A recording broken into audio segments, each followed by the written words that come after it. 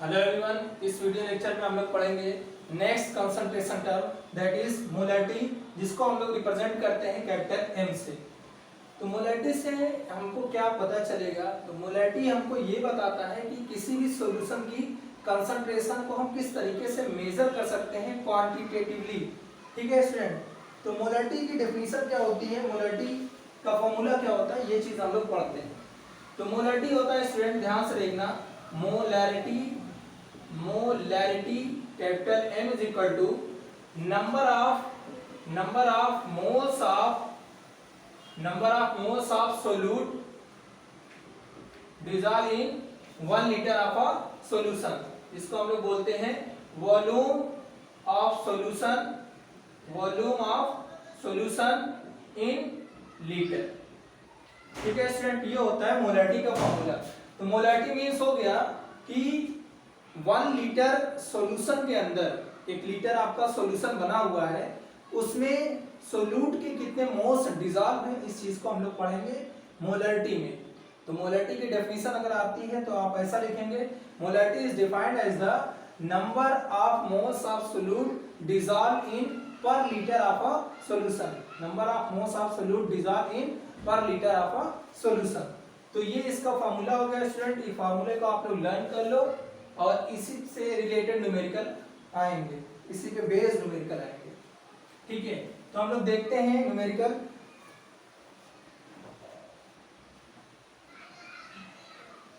NCERT का example है 2.2 NCERT, आप लोग ग्रुप में देखना, एग्जांपल है ये।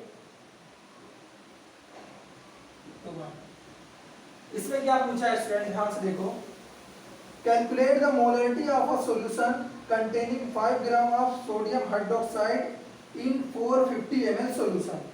ठीक है स्टूडेंट, आपको मोलैरिटी कैलकुलेट करना है, मोलैरिटी आपको ये कैलकुलेट करना है। और इसमें दिया गया है कि mass of sodium hydroxide, mass of sodium hydroxide ये गिवन है 5 ग्राम, एंड वॉल्यूम ऑफ सॉल्यूशन भी गिवन है, वॉल्यूम ऑफ सॉल्यूशन ये 450 ml। ये इतना पार्ट हमको पता है क्वेश्चन से।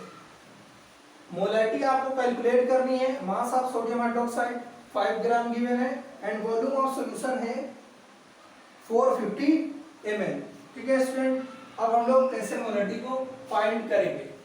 तो मोलैरिटी फाइंड करने के लिए स्टूडेंट आपको पता होना चाहिए number of moles of solute. तो यहाँ पे सोल्यूट है आपका NaOH, ठीक है, तो उसके मोल्स आपको फाइंड करने हैं। तो सबसे पहले हम लोग number of moles of NaOH find करते हैं। Number of moles of NaOH, sodium hydroxide के मोल्स फाइंड करते हैं। तो मोल्स स्टूडेंट क्या होता है, मोल्स होता है गिवन मास कितना है student 5 gram upon molar mass of NaOH। तो NaOH का मोलर मास हम लोग निकालते हैं, NaOH इसका मोलर मास कैलकुलेट करते हैं। सोडियम का होता है 23, ऑक्सीजन का होता है 16, हाइड्रोजन का होता है 1। तो इस तरीके से 17 एंड 23 ये आ जाएगा 40 ग्राम पर मोल। ये आ गया नंबर ऑफ मोल्स ऑफ ये आ गया मोलर मास ऑफ NaOH 40 ग्राम पर मोल। तो 40 ग्राम पर मोल यहाँ पे रख देंगे। Given mass upon molar mass ये होता है number of moles, moles is equal to given mass upon molar mass. ये आपने क्लास 9th में ही पढ़ा। तो ये आ जाएगा, मोल ऊपर जाएगा 5/40 मोल, इसको आप कैंसिल करेंगे 1/8 मोल, या इसको आप और सिंप्लीफाई करेंगे तो आपको मिलेगा 0.125 मोल। ये आ गया number of moles of sodium hydroxide.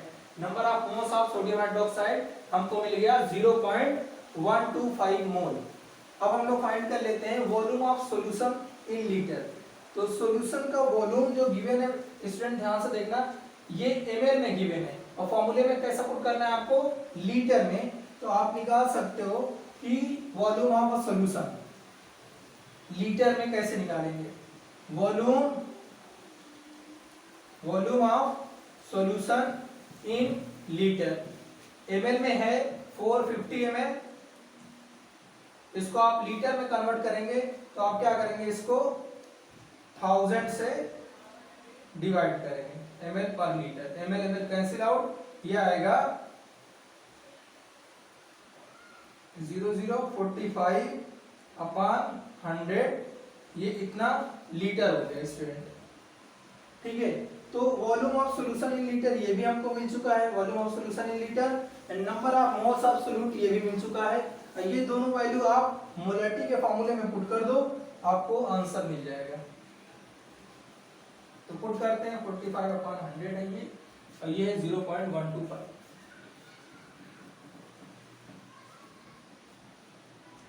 तो इस फार्मूले में हम लोग पुट करते हैं, number of moles of sodium hydroxide आया है 0.125 इतना mole, divided by volume of solution आया है student 45 upon 100।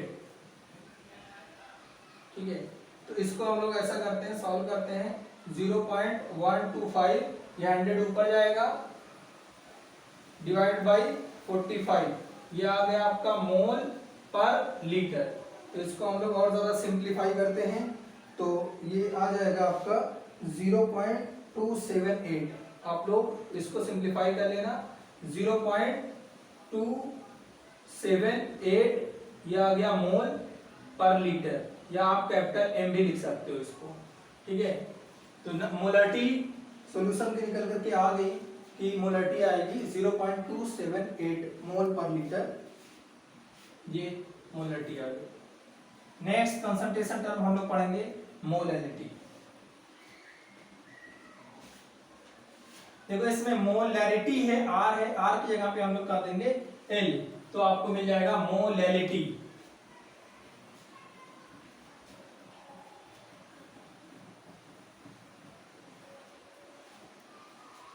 Next concentration term हम लोग पढ़ते हैं स्टूडेंट मोलैरिटी। मोलैरिटी जिसको हम लोग स्मॉल m से रिप्रेजेंट करते हैं, स्मॉल m से। मोलैरिटी क्या होता है स्टूडेंट, ये भी एक कंसंट्रेशन टर्म है जिससे हम लोग किसी भी सॉल्यूशन की कंसंट्रेशन को मेजर करते हैं क्वांटिटेटिवली। ठीक है स्टूडेंट, तो मोलैरिटी की डेफिनेशन क्या हो गई, मोलैरिटी क्या होता है, मोलैरिटी इज इक्वल टू होता है student number of moles of solute upon mass of solvent, mass of solvent, ध्यान देना इस बार क्या है, मास ऑफ सॉल्वेंट, और सॉल्वेंट का मास है किसमें, इन किलोग्राम। मोलैरिटी में ये था, इससे पहले जो हमने पढ़ा मोलैरिटी में ये था number of moles of solute dissolve in per litre of a solution, मतलब वॉल्यूम ऑफ सॉल्यूशन था वहां पे, बट यहाँ पे क्या है, number of moles of solute in mass of solvent upon mass of solvent in KG. ठीक है स्टूडेंट, ये दोनों का जो रेशियो होता है वो होता है मोलैरिटी, जिसको हम लोग स्मॉल m से रिप्रेजेंट करते हैं। या इसकी यूनिट जो आएगी स्टूडेंट, ये आपका मोल है, तो इसकी यूनिट जो हो जाएगी, यूनिट ध्यान देना, यूनिट जो इसकी आएगी वो हो जाएगी मोल पर केजी, क्योंकि मास ऑफ सॉल्वेंट किसमें है, केजी में, तो इसकी यूनिट निकल के आएगी मोल पर केजी। तो ये भी एक कंसंट्रेशन टर्म है, बहुत ही सिंपल है, फार्मूला बेस्ड है, सीधे सीधे इसमें फार्मूला बेस्ड न्यूमेरिकल ही आता है। तो आप देखो क्या होता है मोलैरिटी, जैसे स्टूडेंट यहाँ पे एग्जांपल है 2.3 एनसीईआरटी में, एग्जांपल है 2.3 एनसीईआरटी का, वो देखो क्वेश्चन क्या कह रहा है student, calculate molarity of 2.5 gram of ethanoic acid. Ethanoic acid कितना है, ethanoic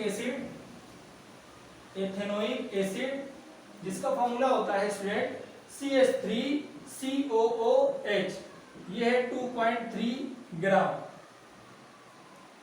in 75 gram of benzene.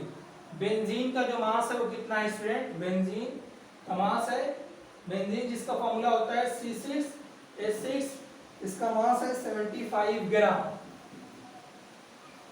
ठीक है स्टूडेंट, यहाँ पे आपको मोलैलिटी फाइंड करना है स्मॉल m। तो मोलैलिटी क्या हो जाएगा student, number of moles of solute upon mass of solvent in KG. तो यहाँ पे आप देखो इसका मास है 2.3 ग्राम, इसका मास है 75 ग्राम। तो एथेनोइक एसिड का मास कम है, जिसका मास कम होगा वो आपका सोल्यूट हो जाएगा, जिसका मास ज्यादा है वो क्या हो जाएगा, सॉल्वेंट। मतलब ये सोल्यूट और ये सॉल्वेंट आपस में ऐड होंगे, डिसॉल्व होंगे या रिएक्ट करेंगे, जिससे एक सॉल्यूशन फॉर्म होगा। तो मोलैलिटी में आप क्या देखते हैं, मोलैलिटी में आप देखते हैं number of moles of solute, number of moles of solute. तो यहाँ पे सोल्यूट क्या है student, ethanoic acid, ethanoic acid upon mass of solvent. यहाँ पे सॉल्वेंट क्या है student, benzene, mass of benzene in kilogram KG में होना चाहिए। तो ये दोनों अगर हम लोग को पता चल जाए, हम मोलैलिटी निकाल सकते हैं सॉल्यूशन की।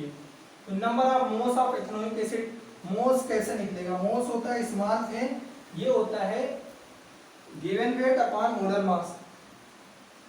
स्टूडेंट ध्यान देना 2.3 नहीं है, यहाँ पे 2.5 है। एथेनोइक एसिड का जो मास है वो है 2.5, ध्यान देना उधर। तो number of moles of ethanoic acid कैसे निकालेंगे, 2.5 ग्राम upon molar mass of ethanoic acid. तो एथेनोइक एसिड का मोलर मास हम लोग यहाँ पे कैलकुलेट कर सकते हैं। Molar mass of ethanoic acid CH3COOH, carbon का मास होता है स्टूडेंट 12, हाइड्रोजन का मास होता है 1, 3 टाइम्स है into 3 प्लस 12, ऑक्सीजन का 16, ये वाले ऑक्सीजन का भी 16 और इस हाइड्रोजन का 1।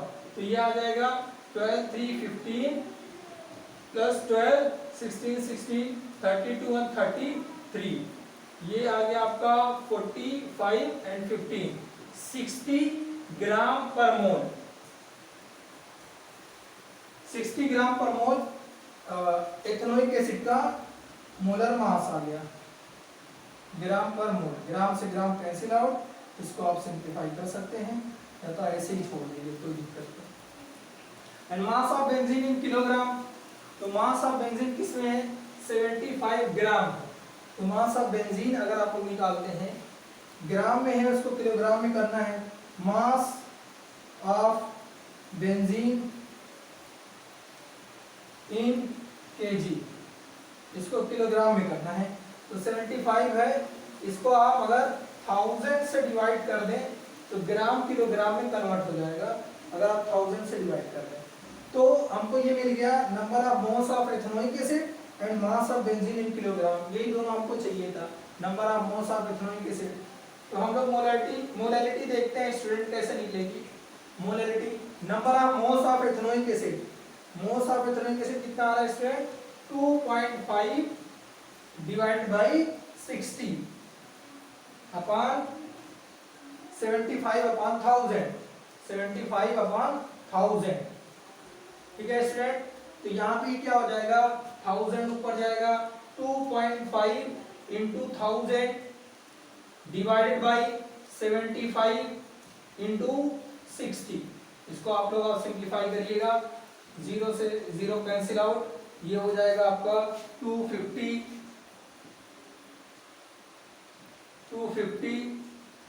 अपॉन 75 इंटू 6,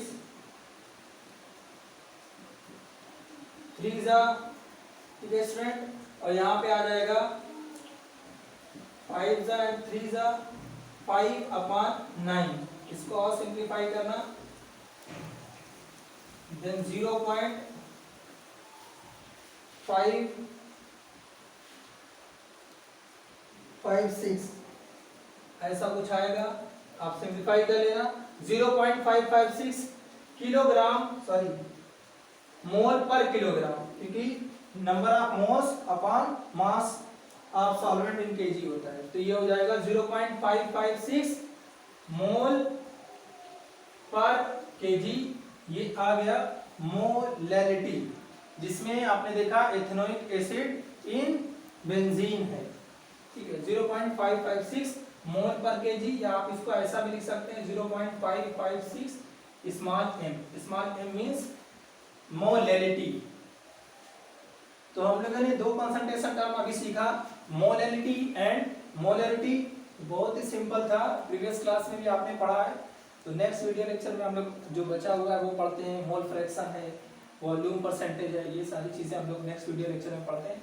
आज के लिए बस इतना ही, थैंक यू वेरी मच।